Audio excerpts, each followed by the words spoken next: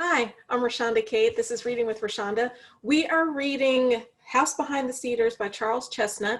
We're about to start chapter 2. I'm fooling myself if I think we're going to make it all the way through chapter 2. So let's call this chapter 2A.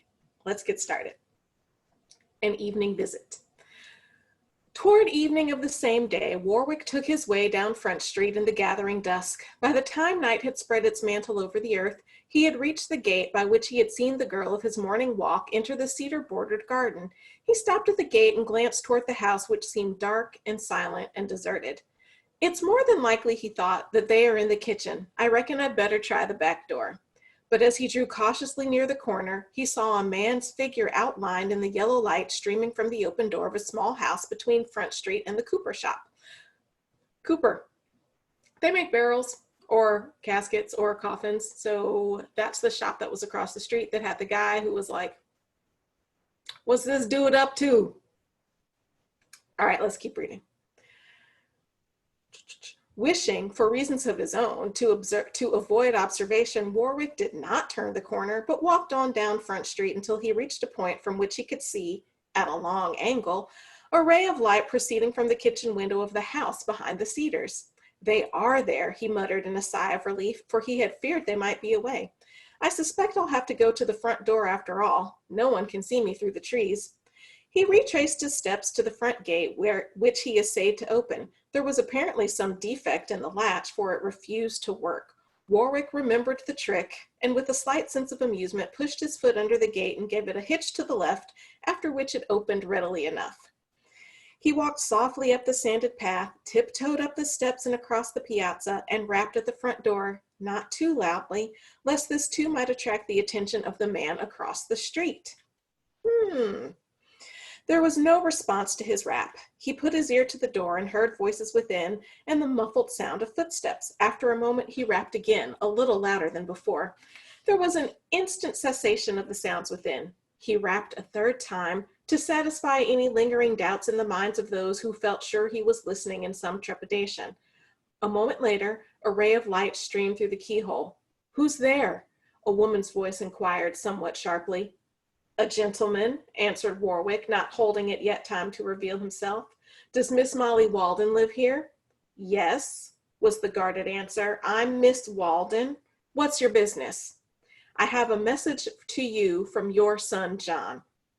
A key clicked in the lock, the door opened, and the elder of the two women Warwick had seen upon the piazza stood in the doorway, peering curiously and with signs of great excitement into the face of the stranger.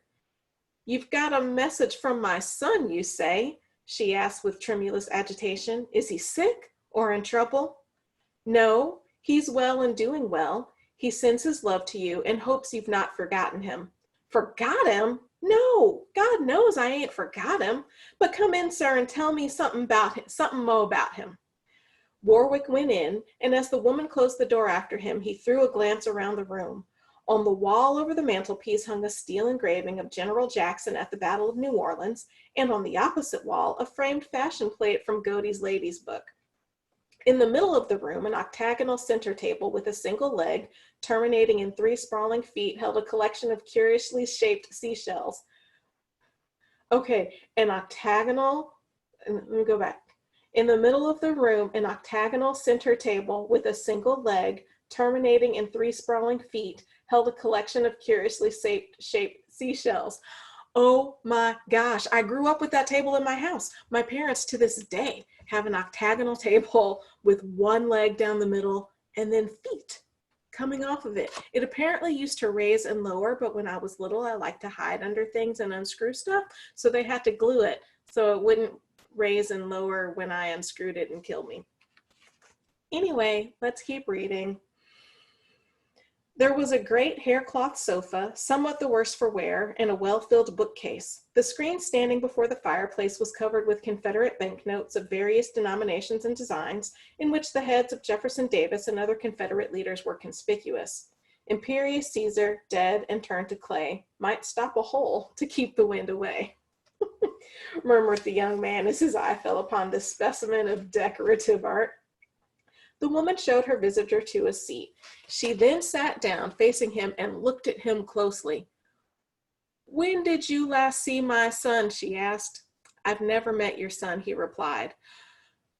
Her face fell. Then the message comes through you from somebody else? No, directly from your son. She scanned his face with a puzzled look. This bearded young gentleman who spoke so politely and was dressed so well, surely, no, it could not be. And yet, Warwick was smiling at her through a mist of tears. An electric spark of sympathy flashed between them. They rose as if moved by one impulse and were clasped in each other's arms. John, my John, it is John. Mother, my dear mother. I didn't think, she sobbed, that I'd ever see you again. He smoothed her hair and kissed her. And are you glad to see me, mother? Am I glad to see you? It's like the dead coming to life. I thought I'd lost you forever. John, my son, my darling boy.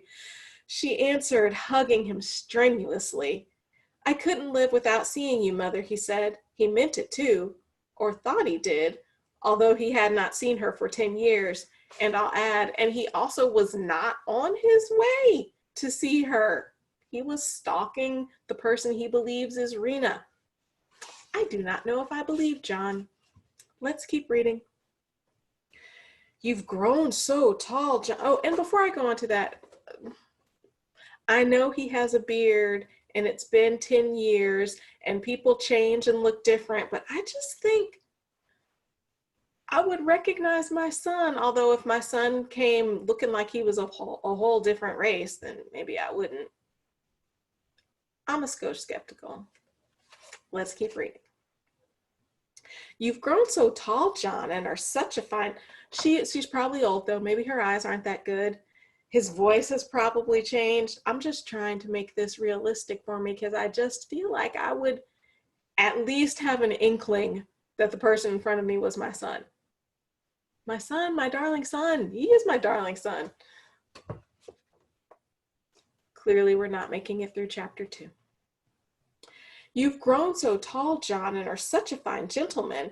And you are a gentleman now, John, ain't you? Sure enough. Nobody knows the old story? Well, mother, I've taken a man's chance in life and have tried to make the most of it, and I haven't felt under any obligation to spoil it by raking up old stories that are best forgotten. Okay, so he says, I've taken a man's chance in life. That right there says a lot. Because for a man in the US during this time to take a chance in life, his best chance in life is if he's white and free. And that sounds like exactly what John has done. And then he also says, I haven't felt under any obligation to spoil it by raking up old stories that are best forgotten. I don't know what those old stories are, but it kind of hurts to say that they are best forgotten if they happened with his mom, who he hasn't seen in 10 years. I would be livid if one of my kids was like, yeah, it's best not to rake up old stories that are best forgotten. I could live with it's best not to rake up old stories. He was clearly operating under the don't ask, don't tell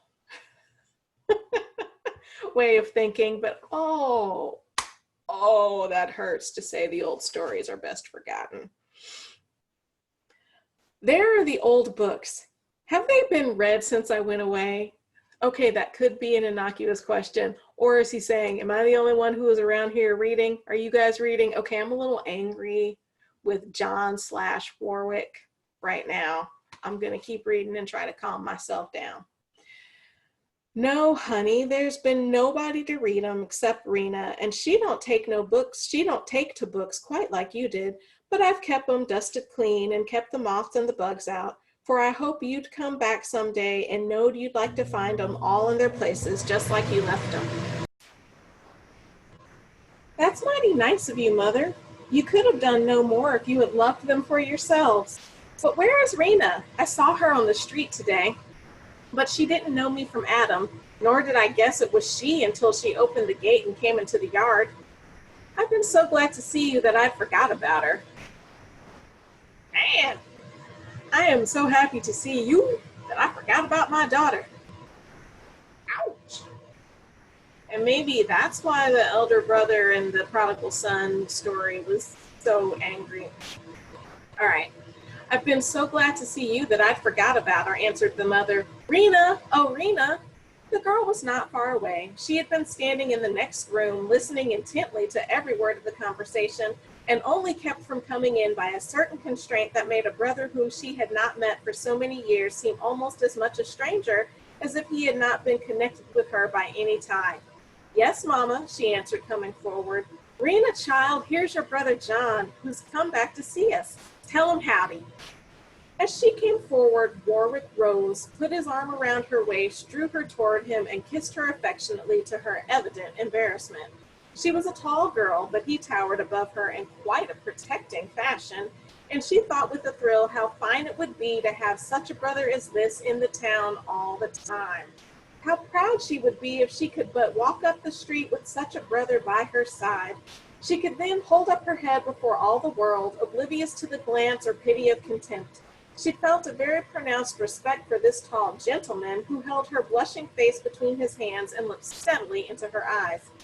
You're the little sister I used to read stories to and whom I promised to come and see someday. Do you remember how you cried when I went away? It seems but yesterday, she answered. I've still got the dime you gave me. He kissed her again and then drew her down beside him on the sofa, where he sat enthroned between the two loving, excited women. Aw, isn't that so sweet? He sat enthroned between the women. He was gone, and now he's back, and he's enthroned between his mom and sister. He was a man. Okay, he's a gentleman. He took a man's chance. He was a man walking down the street. He's a man, he's a man, he's a man. Why are we saying he's a man so much? Most likely, one, because he's male and that's how language works, but also really because to be a man was to be white. And we are reinforcing at every turn that John/Warwick is a white man. And if he looks like a white man, and if people believe he's a white man, why isn't he a white man? So it's really to reinforce these kinds of questions that are out and about in the air. All right. He was a man. Oh, wait a minute. No king could have received more sincere or delighted homage. He was a man come into a household of women, a man of whom they were proud and to whom they looked up with fond reverence, for he was not only a son, a brother, but he represented to them the world from which circumstances had shut them out, and to which distance lent even more than its usual enchantment. And they felt nearer to this far-off world because of the glory which Warwick reflected from it.